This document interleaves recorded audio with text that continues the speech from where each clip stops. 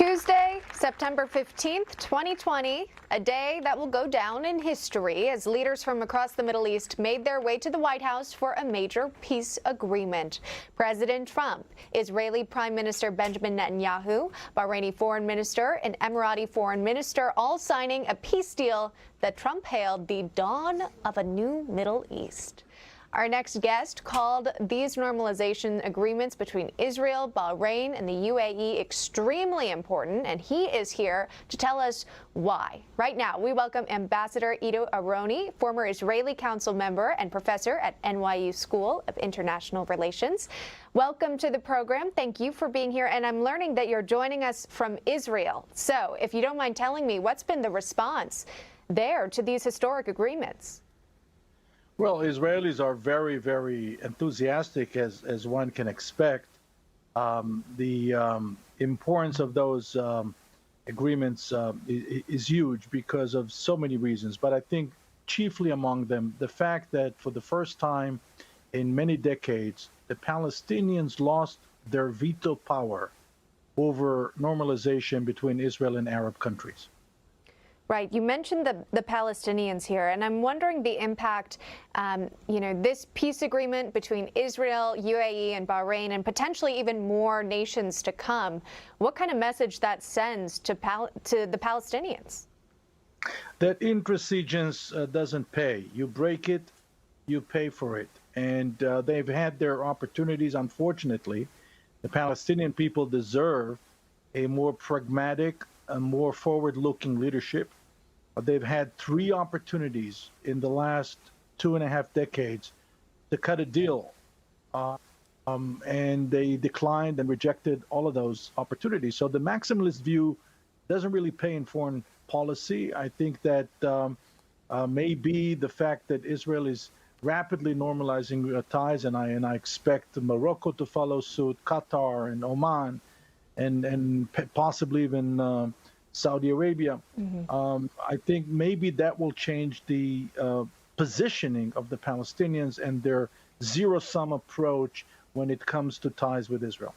Yeah, so exactly kind of what the president was alluding to as well, these future nations getting involved in more peace agreements here. But as we recall, when the documents were being signed at the White House, there were reports of rockets being launched in Israel at the southern border here. Was that surprising to you? Are you tying that back to someone in particular? Well, the Palestinians don't need a reason to, and I'm talking about Hamas and Islamic Jihad based in Gaza. Palestinians in the West Bank, we enjoy a great deal of security collaboration with them and economic collaboration with them. But the Gaza Strip is a different story. They don't need a reason. In the last decade or so, we had to endure over 14,000 rockets. This is something that our viewers should be aware of. Again, the Palestinians can come to the table. I think that the current administration is offering them a very interesting starting point for negotiations, for discussions.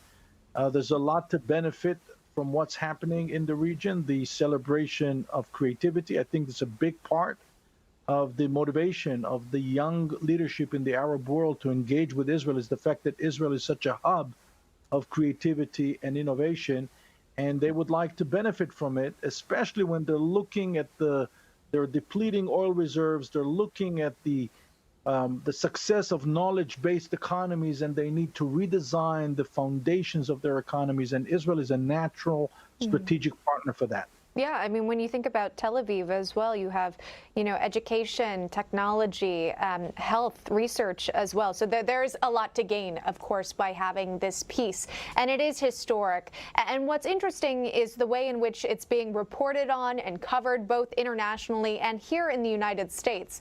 And so I want to share with you this one reporter's reaction to Tuesday's peace deal. We'll show you the tweet if we can. It's just one example. It's a former CNN anchor here tweeting this out, saying, quote, "What am I missing? Was there conflict between Israel, the UAE, and Bahrain?" I mean, this is this is coming out from American media. Yeah, I would urge journalists to do their homework. You know, just as the Jewish people started to fully assess the devastation and the scope and the magnitude of the Holocaust in 1945, the Arab League, then the umbrella organization to 22 Arab countries, decided to suffocate the tiny Jewish community in then Palestine of less than 500,000 people by imposing the Arab economic boycott. That's the main reason why we have to sign agreements with the Arab world. The Arab world rejected Israel. The Arab world tried to destroy Israel. The Arab world tried to suffocate our minuscule economy. You have to understand, in 1945 and then in 1948, we had close to zero export. The tiny economy that we had, they were trying to eliminate. And this is right after the Holocaust ended. So it's the most inhumane decision that one could make. And by the way, the most counterproductive decision, because that decision to boycott Israel forced Israel to create one of the most amazing knowledge-based societies and economies. And today we're reaping the fruits of that knowledge-based economy. Yeah, as you point out, this history, it's so important for people to understand what had taken place and to see how that impacts where we are at today. We appreciate you weighing in on this so much so. Ambassador Ido Aharoni, thank you for joining us. Thank you for having me. You're welcome.